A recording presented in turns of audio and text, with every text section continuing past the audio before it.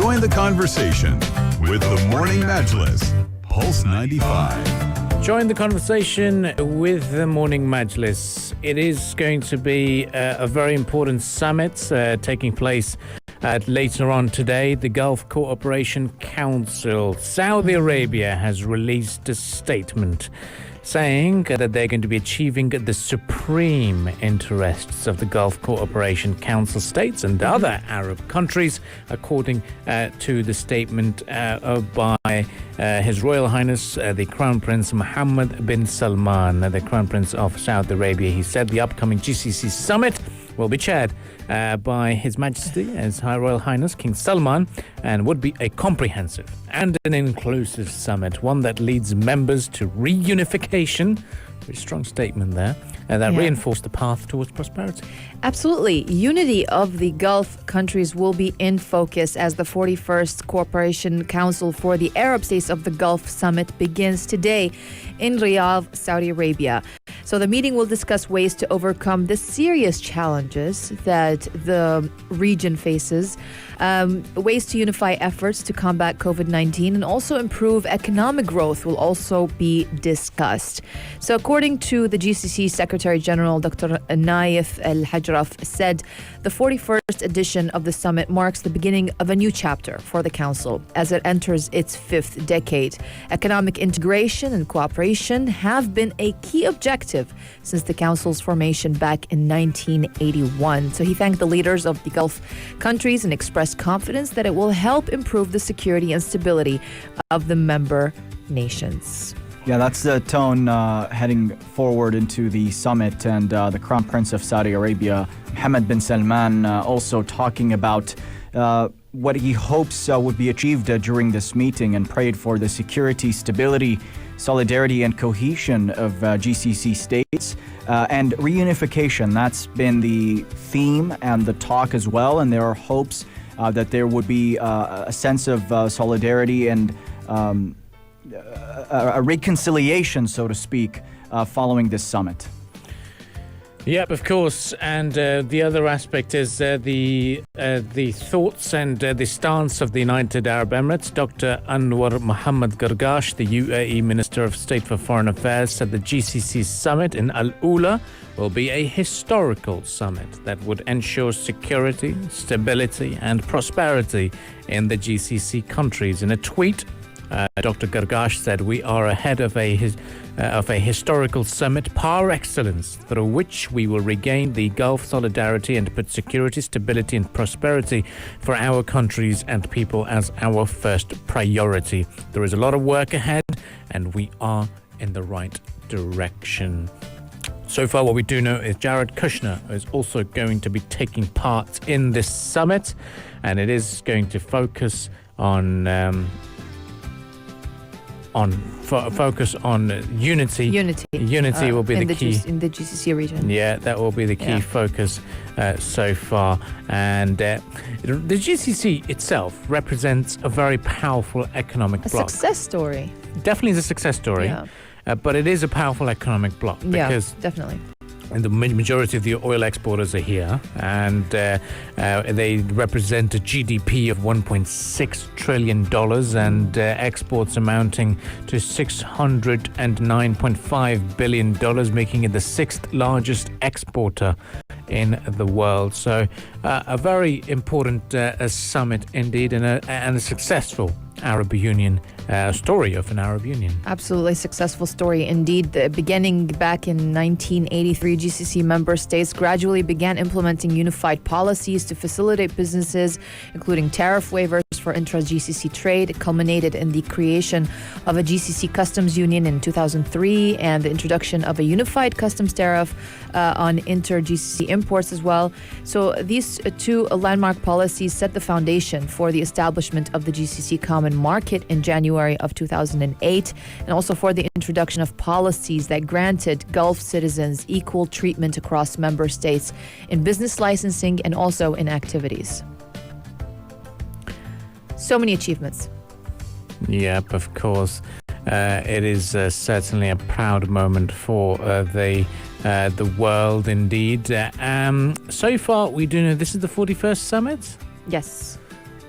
A question, 41st. a question for all of you out there.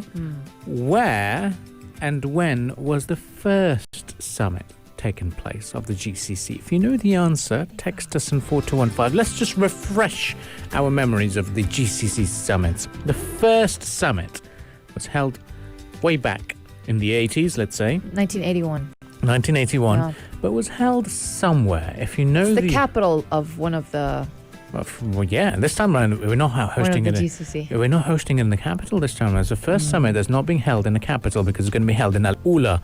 But if you know the answer of which city or which country hosted the inaugural GCC Summit, text us on 4215.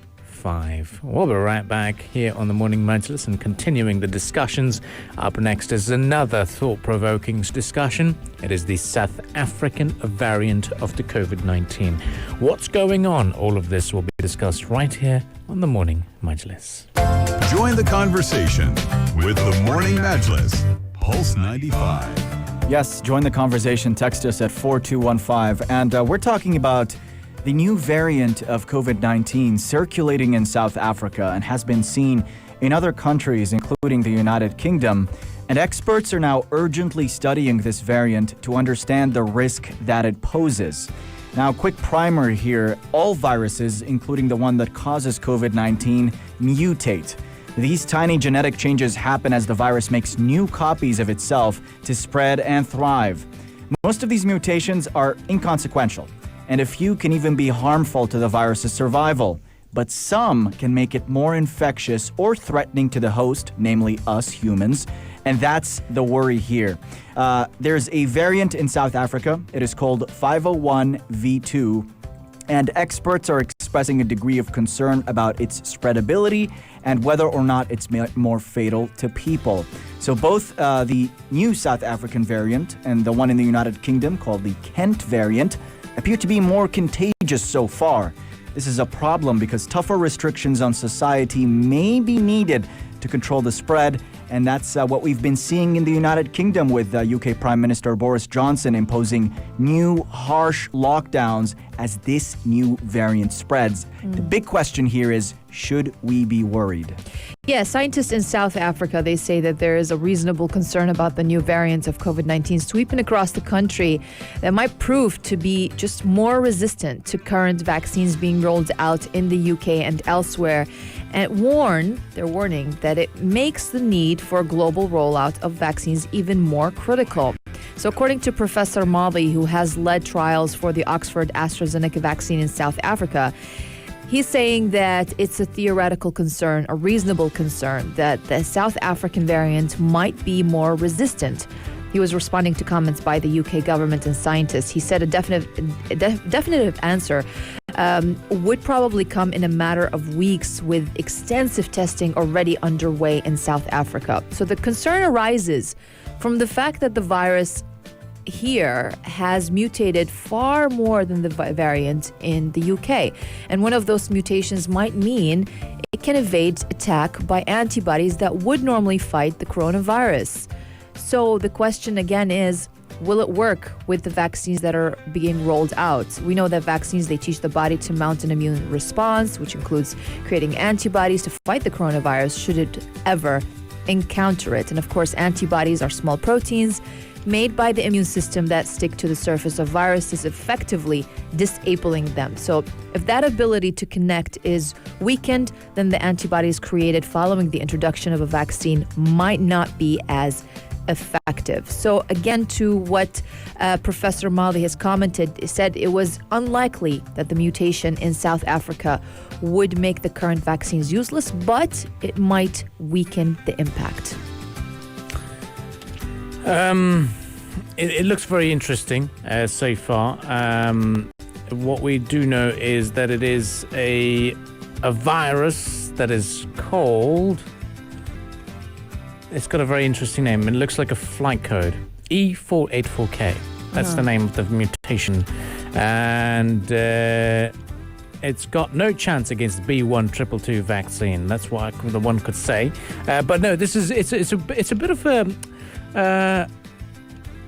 a situation that calls for a bit of wait-and-see approach. The South African variant, also known as 501.V2, is another scientific name for it. But then the doctors are saying that if, for example, the vaccine does not work on this variant, then it can be adapted and altered, and it may not take as much as a year. So it is too soon to say for sure or by how much until more tests are completed, although it is extremely unlikely the mutations would render vaccines useless. That's the thing. That's what experts noted. They even said it could take weeks to update your vaccine against this. So it's not something to be that worried about. The other thing, too, is looking at how far it's spread, it's already the dominant virus variant in the Eastern and Western Cape provinces in South Africa. But looking at other countries, we've got Austria, Norway, Japan. They found cases of the South African variant. The UK had detected 2 people with the variant as well. All of those people were contacts of people who traveled to South Africa as well. So the worry is, once it's exported to another country, it's not going to be one person. They're going to spread it around, and it's going to keep going on and so forth. But certainly wait and see. The UK itself has taken an action imposing a ban on direct flights from South Africa and restrictions on flights to the country as well. And public health authorities and scientists are continuing their studies on the variant, the way it spreads and how dangerous it is. So that they're trying to understand the potential risk it might have and the implications it could have on policy.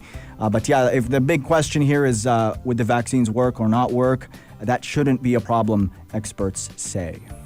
Yeah, but at the moment for us general simpletons, the humans who are not so scientific, it is important to just be mindful that yes, the pandemic exists. Yes, there might be variants, and variants usually are related to the spike protein.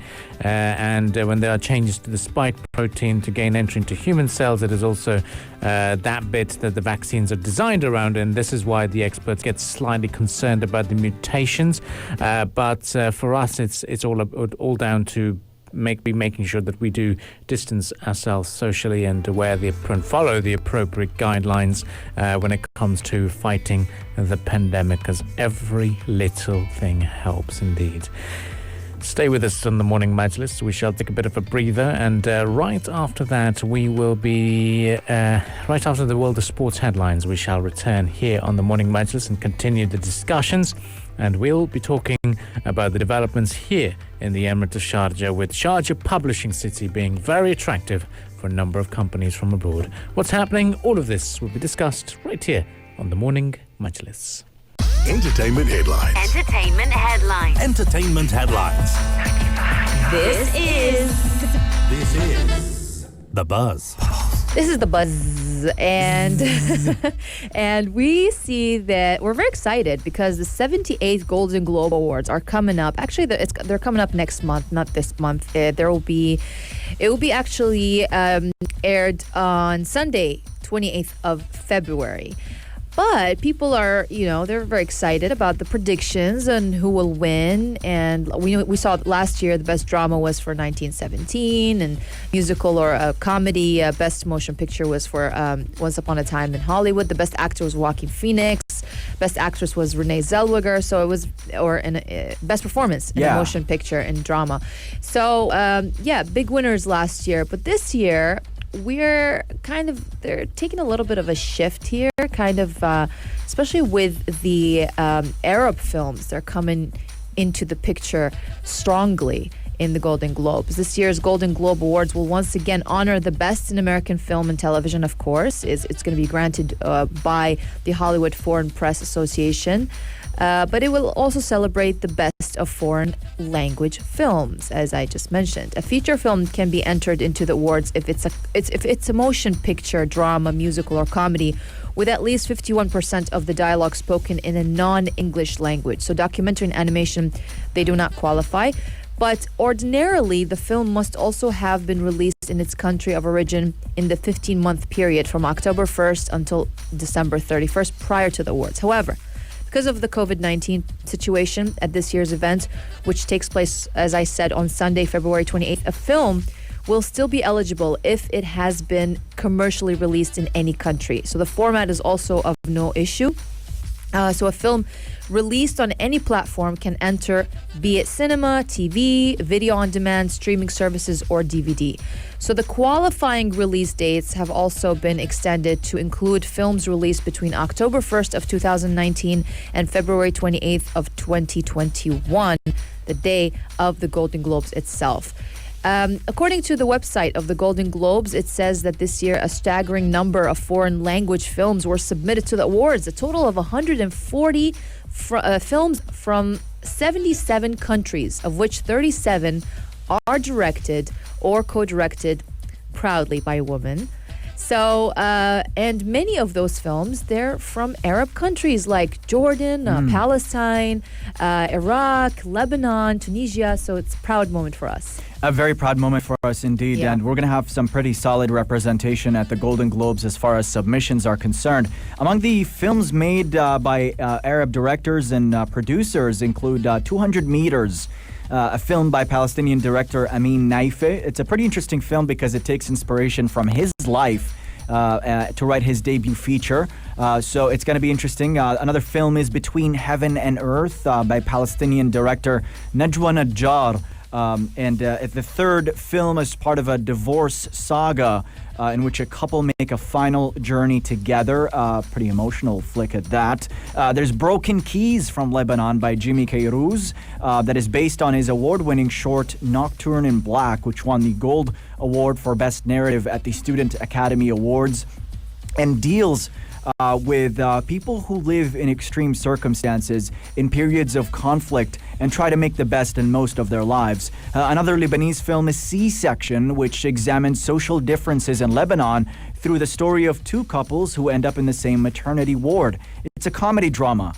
Films from Tunisia are also representing at the Golden Globes. There's a movie called The Man Who Sold His Skin by director Kauthar bin Hania, and inspired by a real-life story as well, an idea that came to her when she saw Belgian artist Wim Delvoye produce a piece where he tattooed the back of Tim Steiner, a former tattoo parlor owner from Zurich. And it's a story about refugees who live in Europe and have to deal with things like alienation and adapting to an entirely different circumstance. So those are among some of the submissions here. And despite the difficult circumstances, we've seen the culture and art and film scene in the Arab world continue to thrive. A lot of creative voices at the fore, and we're hoping some of these submissions end up winning at the Golden Globes.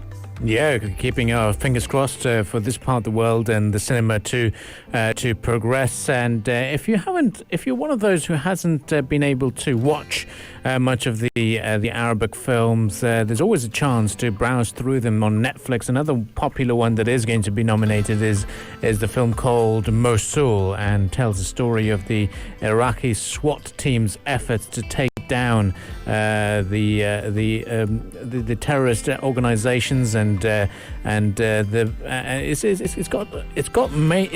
an American film, but it is in Arabic completely. So it is a great film to catch if you've not seen it. So it's on Netflix at the moment. And of course, the Khorfa Khan movie has also been getting a lot of attention at the moment. So if you are one of those who wants to support Emirati cinema and want to know a bit more about Emirati cinema, then Khorfa Khan movie is something that you've got to watch. And it's still available on Vox cinemas so far that we're aware of. So do grab your tickets and get a chance to watch that. Really goes to show the resistance put forward by the residents of Khorfa Khan during 1507's Portuguese invasion of the territory, and really documents how the town, a very quiet town who's not used to attacks from the sea, were able to resist such a deadly operation conducted by the Portuguese invaders at that time. So really a cinematic spectacle to catch. So that is the quick wrap in terms of the world of Arabic cinema, and then the nominations for the Golden Globe Awards. It will certainly be a proud moment should we bag one of those awards in this part of the world. For now, the Morning Majlis will take a bit of a breather. We shall return right after the world of business news and continue the discussions here on Pulse 95. So stay tuned. This is the Morning Majlis, only on Pulse 95. Pulse 95. The Morning Majlis. talking the stories that are shaping headlines. This is Pulse 95.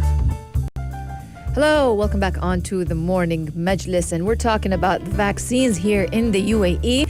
The coronavirus vaccine is offered to anyone without a prior appointment, and cooperation has been made with a number of hospitals and private centers to provide the vaccine for free. And this is according to the Assistant Undersecretary of the Ministry of Health for the Health Centers and Clinics sector here in the UAE. So the vaccine is offered in government centers, including Al Bayt Mutwahed in Al Quwain, Expo Center, and Al Bayt Mutwahed of in Ras Al Khaimah, and also Al Bayt Al Mutwahed and Indian Association in Ajman, and so much more locations, so many more locations as well. So cooperation has also, or co-op, has also been made with private hospitals for providing free vaccinations to Emiratis and expats, adding that in Sharjah, vaccination is provided at Al Zahra Hospital, Zuleika Hospital, Central Hospital, Saudi German Hospital, Burjil Specialty Hospital, Prime Medical Center, and Thumbay Hospital, while in Ajman, it is offered in Amina Hospital and Saudi German Hospital. Yeah, and this announcement was made on Sharjah TV's Direct Line program, and the big takeaway is the fact that as part of the UAE's continuous efforts to curb the spread of COVID-19, they're making the availability of the vaccine as easy and smooth as possible for everybody, both nationals and expatriates. So the vaccine will be provided free of charge to everyone, even if they don't have health cards, and they don't have to make a prior appointment either. The vaccine consists of 2 doses. The first when one visits the facility, and the second one after 21 to 28 days. It's a secure vaccine, and according to studies, does not yield any serious side effects. It is offered to age groups from 18 years and above, and there are doctors in the centers who will examine you to make sure that the vaccine is suitable for you. So that essentially, they'll make sure that you don't have any pre-existing conditions that would preclude you from having or getting this vaccine due to possible health risks. Those include allergies as well, and it is not advisable for pregnant and lactating women to take the vaccine.